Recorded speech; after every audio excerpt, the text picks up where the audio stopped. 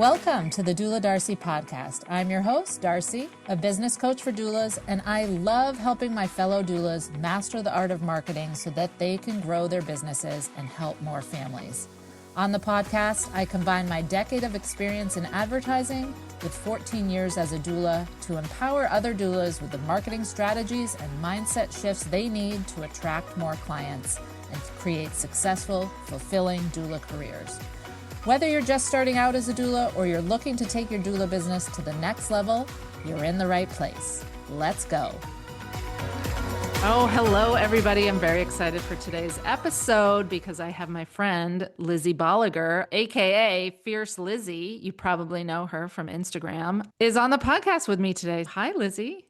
Hi. I'm excited because I don't really get to talk about business that much. So It's great to be on a business podcast, but for birth workers. Birth workers. Yes. My two favorites. Me too. So I think this is going to be a really good conversation. As I said to you before we started recording, I just love talking to you because it's so great to find other doulas that have had success with building an online business and just chatting about all the things. And I also have to tell you, you came and you were a guest expert in my doula village years ago. That was a long time ago. It was, but it's one of the most watched episodes. People love it because I think there is a big interest, and I'm talking about this all the time, that the key to not burning out as a doula is having a hybrid doula business where you have some other forms of revenue coming in versus in addition to going to a birth or going to someone's house and being their postpartum doula. So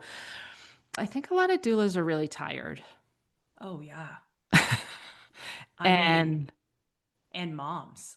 That's right. A lot of doulas are moms, so we're doubly tired. So I think there's a lot of interest in, like, how do I do this? So That's my first question. How did you get into bringing your birth doula work online?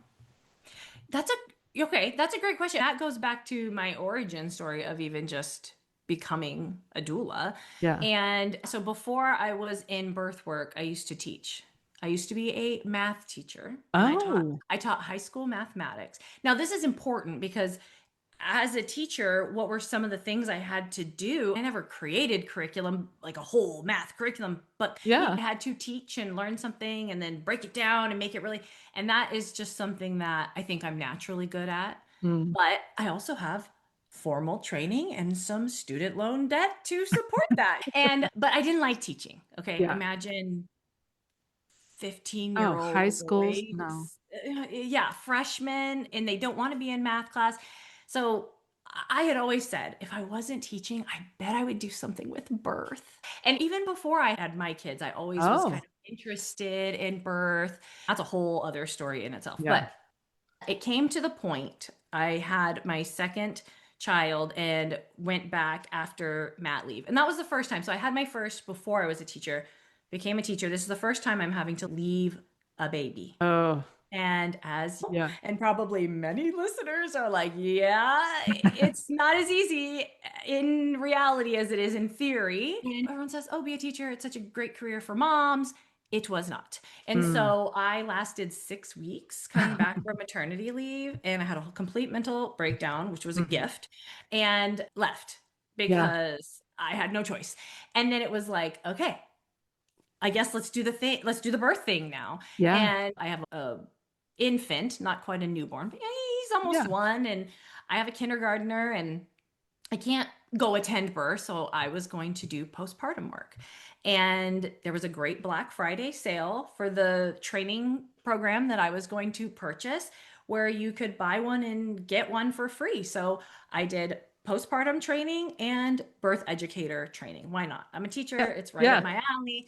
That, Darcy, was in the end of 2019. So enter 2020, and nobody wants a birth or a postpartum doula in their home. And doulas aren't attending hospital births at this point for a short period of time, depending on where you lived, of course. Yeah. And I also then found out I was pregnant again with baby number 3. We moved away from the support for the childcare options that I had. So Mm. then it was like, okay, what about this birth business that I wanted to do? I don't know. And just like everyone does, it's not one day you don't have a birth business and then all of a sudden you have a business. It's, oh, I'm going to start talking about birth online and dabbling here and there. But it got to the point where it was like, okay, I have to make money. Me leaving my job wasn't planned. It was not part of the plan. We lived in a very high cost of living area. And it was like, oh man, money is tight. And I'm afraid if I'm not bringing in money at home, I'm going to have to go back to teaching. Yeah. There was no way I was going to do that. Absolutely no way. And I'm pretending to be a doula online. I mean, it's not pretending. I'm a birth worker. I just don't have an offer yet. And I don't have clients coming to me. And so I do. I have moms asking me questions. I think I was doing like consults here and there. Yeah. And women were asking me, will you do birth education? Do birth education with me. And so I said, fine, that's what I'm going to do. I'm going to go the birth education route. I have this training. And I did my first 5 clients, I did 1-to-1, which was like, oh my gosh, you can't do it. You can't do 1-to-1. And I sat down and I was, wait a minute. Okay. Because a lot of people do. A lot of childbirth educators do. So you can. I shouldn't say you can't. Yeah. But it was a lot. It was exhausting. So I would sit down with the couple and I had no frame of reference of how long this would take. I put some curriculum together just off what I think moms need to know as someone who's had 3 hospital births with no epidurals, and my research and my training and all this stuff.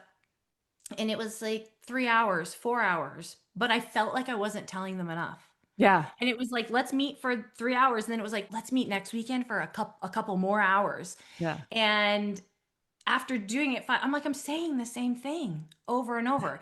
So anyways, that's how I started with the online. Okay. That's how I went for online. And then it was this 1-to-1 stuff. I was like, I have to make this self-paced. I have to record it. It has to be an online self-paced thing because it was hours and hours. And I was like, I was having flashbacks to my teaching days, where I just stand up and I talk to the class for the whole day and I'm exhausted. Yeah. Oh my gosh. I did not realize how many similarities we have in our story and our timeline. So that is so fascinating. I started the Doula Darcy, same thing, like as COVID happened. I had been dabbling with online programs and stuff for moms. And then COVID happened. No one wanted me to be their postpartum doula. And then that was when I was like, actually, my passion is helping doulas with their marketing. And so, we like launched at the same time. I love it. Oh, that's great. And you know it's something that I like to share that story because I did not have an in-person client before I did my birth class. I think some women think if they're going to do birth work, they have to be doulas. Yeah. They have to support in person before they can. I don't know. Maybe that's not what women think, but do you think so? Oh, absolutely. Yes. Someone just in my doula village, literally yesterday, she's a postpartum doula and but I really want to be a childbirth educator. Can I be a childbirth educator if I'm not a birth doula? And we were all like, yes. if you've taken the training, like, sure. Yes. If you know what to teach, yes, you can. And what was really neat is I launched my class. I had great success with my first launch and I built my online audience. I never did anything local. I know you, Darcy, you have great tips for doulas on how to find clients in person and online. I don't know a lot about the in-person stuff. However, because I built this big audience and I'm in a mom's group just naturally for myself, I'm not even marketing myself. I got clients, in-person clients. Yeah. I was not looking for any. And they were like, Lizzie, will you come to my birth? So it's like, you don't have to start with just one. There's so many routes. Yeah. Yeah. I love that story because you got those people asking you that because your passion for this, for unmedicated hospital births, comes through so clearly on your Instagram, and it has for years. And that is what connects, makes people be like, oh my God, you're my person. You have to come to my birth. And I talk about this all the time because when I talk about marketing, everybody starts to groan and no, it's sleazy and I don't want to do that and it's salesy. And There's a quote by Michael Hyatt that I say all the time where he says that marketing is really just about sharing your passion. That's all we have to do. And I have not met a doula that's not incredibly passionate about their work. So I love that you are saying this. I also use you as an example all the time of how, you've niched down. Like your childbirth ed is for people who want an unmedicated birth in the hospital. Like that is, I think a lot of doulas get hung up on, oh, if I'm going to teach online or even in person, I have to please everybody and have it open to everybody. But no, when your audience is online, it can be very niched down, and you are a walking case study of that, which I just love. What made you decide on that niche? Obviously your personal experience. When I told you I had those 5 one-to-one clients. Yes. At that point, I was like just talking about natural birth. That was my realm. I've had, we could go into how hospital versus natural some of them were, but you get what I'm saying. Yeah. No epidural, want a natural birth. And I just really, with my 3rd birth, I wanted a home birth. And it ended up, we didn't have enough money for it. Mm-hmm. And because I had left my job and we already talked about that. And so I was like, I have to have a hospital birth again. But I was like, I'm going to do it completely different this time. I'm not going to have a hospital. I'm not going to have any of the hospital stuff. I'm going to walk in, I'm going to tell them what I want. And that was a big part, a lot of that, what I learned in my training and additional trainings I went and did on birth rights and things like that, advocacy. And I did that. And then it was like, oh, you have to do it different if you want it to be different. And so initially I was just saying, here's natural birth 101. And then I was just like, I just realized like there's so many moms like me who are walking into the hospital, preparing for an unmedicated birth, but not preparing for an unmedicated birth in the hospital. Yeah. And so I was just like, I'm just going to talk to me. And that's what happened. And the fear is, oh, if I talk about moms having unmedicated hospital births, the home birth mom isn't going to work with me. And I love home birth mom. The home birth mom's still going to work with you. I get home birth moms come into my program all the time. So you can niche down without excluding anyone. And it was really when I started bringing in like unmedicated hospital, not just unmedicated birth, that my account blew up. Yeah. So it definitely works. Like you said, your brain says, oh, if I'm going to sell something, I need to reach as many people as possible. But actually, when you do that, you're just vanilla, bland, like not really zinging with anybody, for lack of a better word. But when you're niche down and highly specific, someone who wants an unmedicated hospital birth finds your account, they're like, hell yes, I'm in. It's a no-brainer. It's like, you could think of so many analogies. Oh, I cook recipes. Every recipe you could want is here. But then someone who is a baker or someone who's gluten-free, they're never going to follow you because you bake everything. Yeah.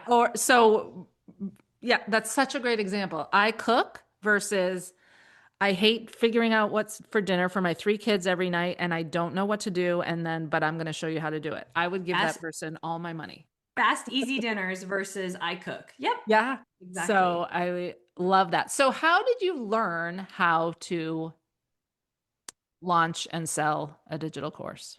Did you take Digital Course Academy with Amy Porterfield? No, I took a different, okay, here's how to create a course. And I just did exactly what she said. Yeah. And it was actually her method, what was to launch it before you sell it. So doing the launch as a way to validate your offer. Yeah. And then once you have money in your hand and you have women in your program, and then you drip it out. Yeah. So you're very clear about that's what you do. It's okay. You're in the founding cohort. I'm going to be releasing new lessons every week for the next 6 weeks. And what's great is you have to do it. Oh, yes. When you do it that way, right. You should just put it off forever. And then you also get feedback from them, and you can adjust things as you go based on what people need. And that's way better. And you're getting paid for the time you're putting in versus not getting paid. Exactly. I love that. Yeah. So was it super easy? No, no, not at all. I did have a very successful first launch, and I attribute that to doing everything she said, everything she said with 100%, with a lot of passion, but it was a lot of work. It still is, even with it created. The program's done. Yeah. I have to sell it every month. I have to go on and sell it. I don't do ads. Okay. So there's some more hands-off ways you could do this, but pretty much I have to talk about my birth class every single day to get enrollments every month. Yeah, that's what I always say. Once your course is done, then your job is marketing it. Like the dream of passive income is, you just make a course and then you have 5-figure months every month after that. But like you have to market it. You have to sell it. Totally. You do. So yeah, that's my full-time job, is the marketing of my birth class.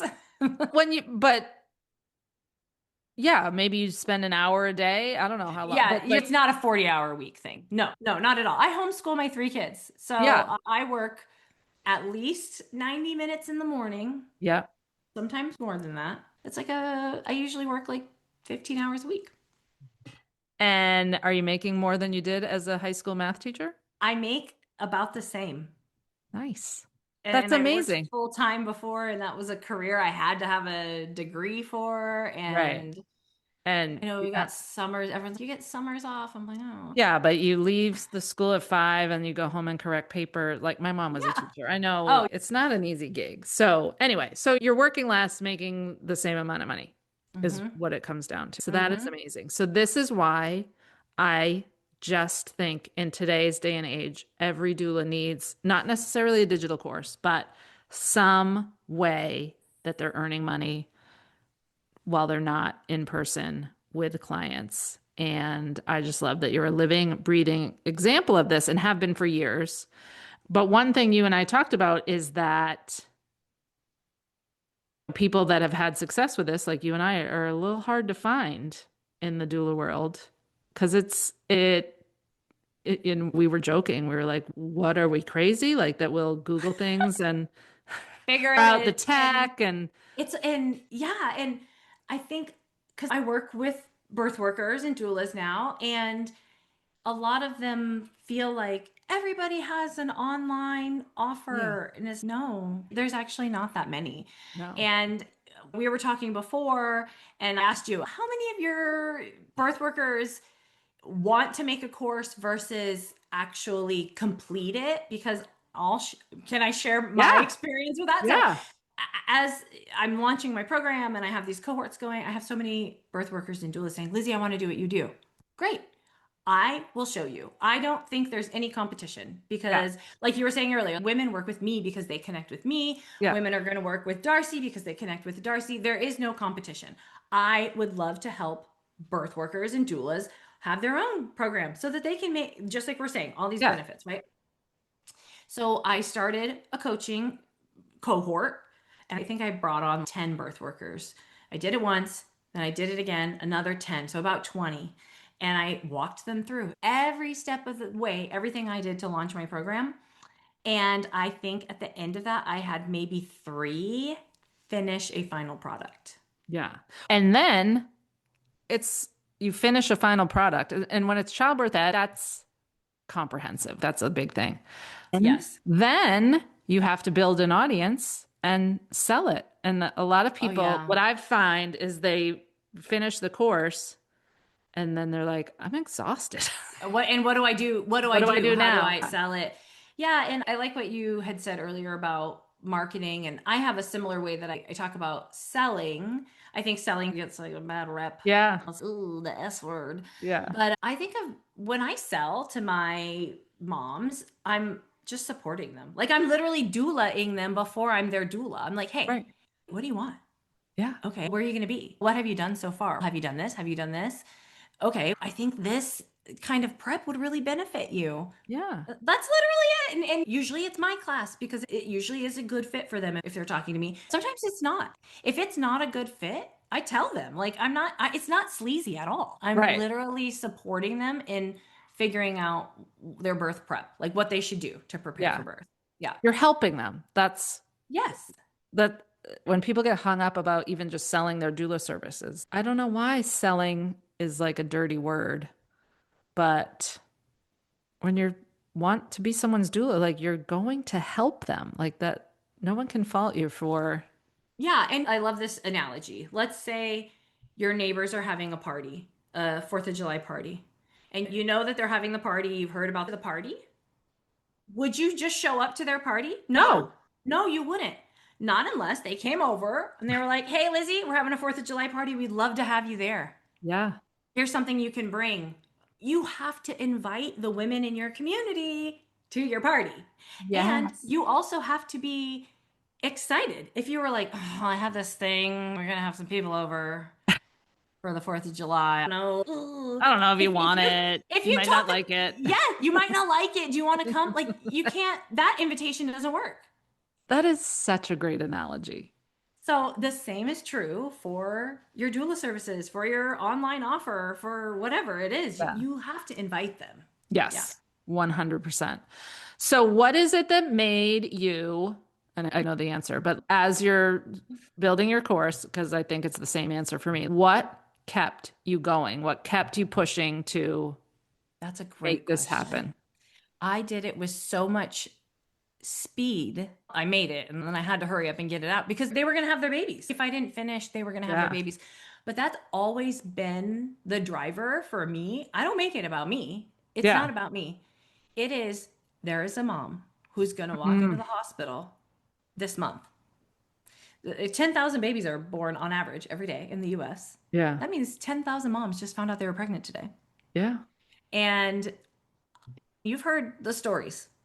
All you have to do is open up Instagram and hear the latest influencer or see the latest influencer's birth on Instagram. And it's, wow, she could have had a much more positive experience had she been a little more prepared. And we have a lot of home birth advocates who are like, home birth or bust, don't even walk into the hospital. But 98% of moms are walking into the hospital. So that's why I've always wanted to serve that audience. But that's what keeps me going, is I don't want moms to be traumatized. I want them to feel confident and happy and have a positive experience. Yeah. Because even if it doesn't go the way that they're envisioning, if they were prepared, they're going to feel better about it. I don't know. That's what I think anyways. Oh, 100%. But I love that you're saying this because it's actually different than what I thought. But this is something I talk about all the time in that webinar about building a hybrid doula business. I say, this is why you have to do it. Like, the moms, people need us. And you getting in your head and not making a digital course or not making the product or the offer or the service to help them, you're not helping them. So it's really important. For me, what kept me going at midnight when I couldn't figure out the tech and had to keep Googling and searching was I wanted the freedom that this could all give me. I wanted to be able to, I live in New Hampshire. I wish I could turn my screen around because we just got bashed with snow. I wanted the freedom to go south in the winter sometimes. I wanted the freedom to be with my kids more. And I just saw that this is the way to do it. No, you're right. That's definitely part of it too. Yeah. Okay. No, that is definitely part of it. I could make no money this month. Yeah. Or I could work my business for 90 minutes every day and have enough money to cover renewing our aquarium membership and my Invisalign braces and getting my nails done. And for me, it initially started as we have to buy groceries. Yeah. Now it's more like I don't have as much pressure on me, which is nice. Yeah. But that can actually bite you in the butt because some women who don't need the money, then they won't go do it. Yeah. But yeah. So I love that combined with the opportunity to help people. Yes. But I just think we're so lucky. I'm grateful every day to get to do this. My total passion.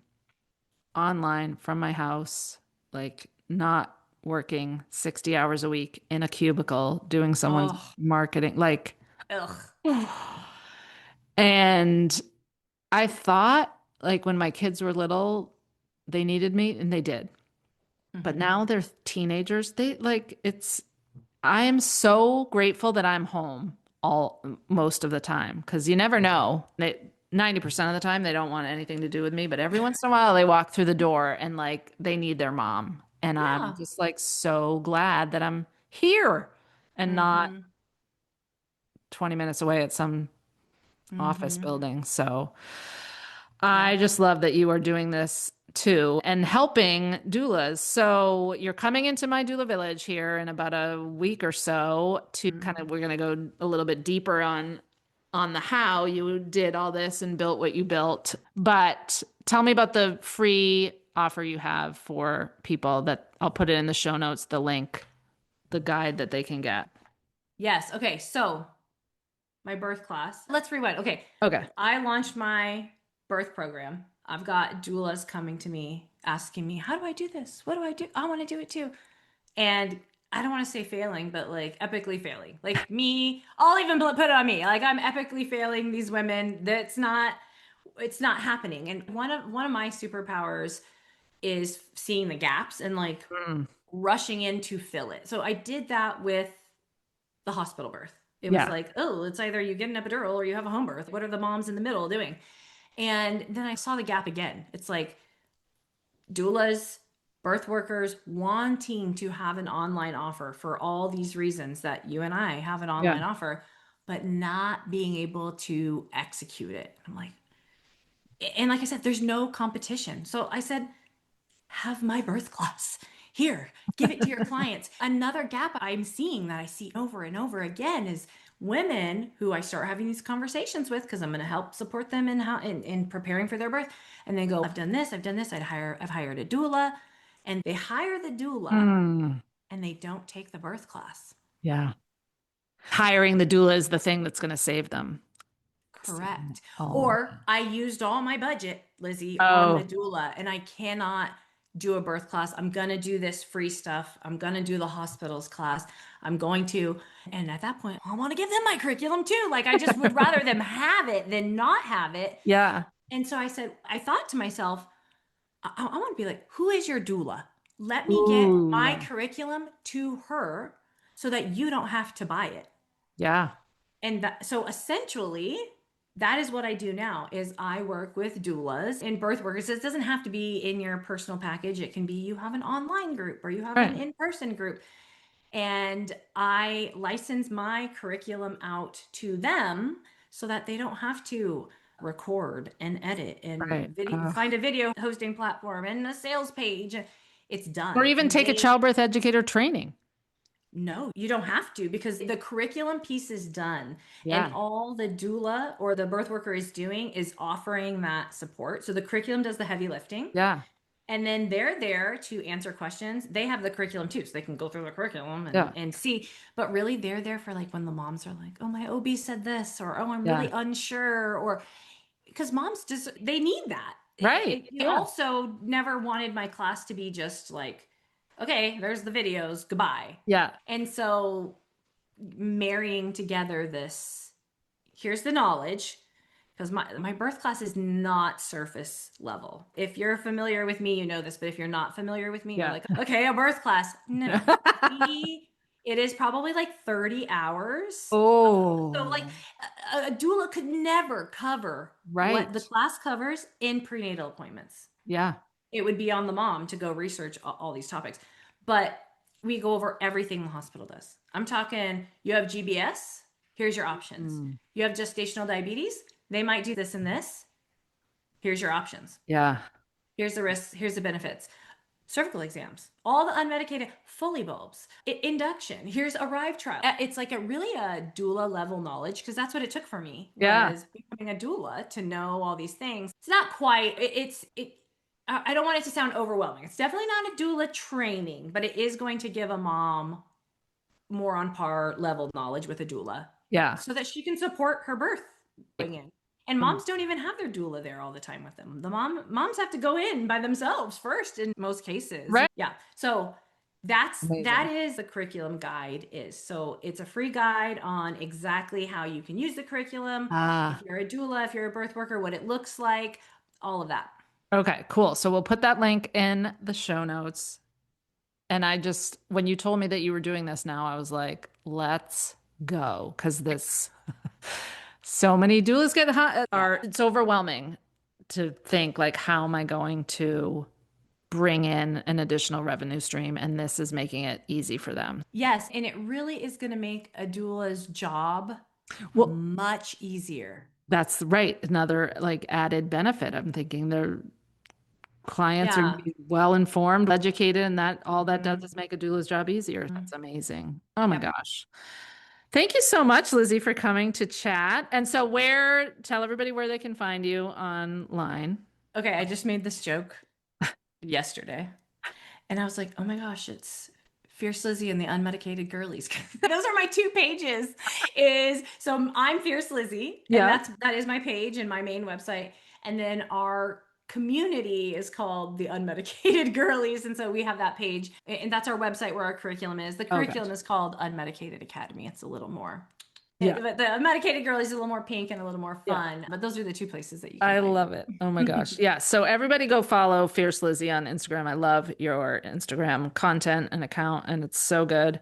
And you influenced me to start using frownies, by the way. I never told you that, but they're so good. If I use them more, they would, but I know we all have the few that will not go away, but I use them like once a week, and that is not recommended, but I was influenced, is my point. Yep. By your Instagram. So don't go see Fierce Lizzie for her frownies content. Go for the birth content and the doula stuff and the childbirth ed stuff. It's so good. Check everything out. Check the show notes for all these links. And and if you're in my doula village, you'll get to go on a deep dive with us. Yes. On March 16th. I'm excited to see you there. Yeah, it's going to be good. So thank you so much for your time today, and just keep doing what you're doing. Thank you for tuning in to the Doula Darcy podcast. I hope you found this episode valuable, and I'd love for you to join me on the next one. Let's keep the conversation going. Shoot me a DM on Instagram at the Doula Darcy, or join my free Facebook community, the Doula Marketing Group, where we dive deeper into growing your doula business. If you enjoyed the episode, please take a moment to rate and review the podcast on your favorite platform. Your feedback will help more doulas discover the show, which in turn helps more families find the doula support that they need. And I believe that that is how we save the world.